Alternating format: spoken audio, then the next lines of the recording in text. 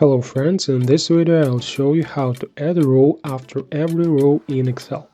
Like and subscribe, support this channel, let's get started. So, since we have already removed all the empty rows, we can try to add them.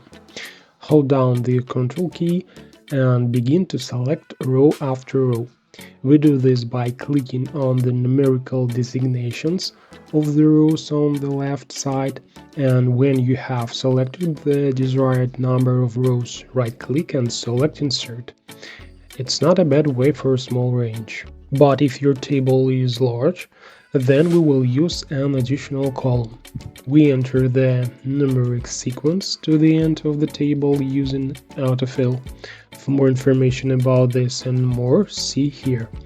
Next, we copy the same sequence a little lower. You can just copy it, but it's better to hold down the Ctrl key and drag the values down.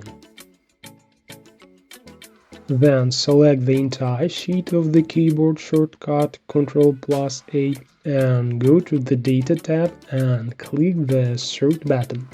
In the window that opens, in the Sort By field, select our additional column, this is J, and the sorting order should be from smallest to largest. Click OK. And that's how we edit a blank row after every row. Now you know a little more. Thanks for watching.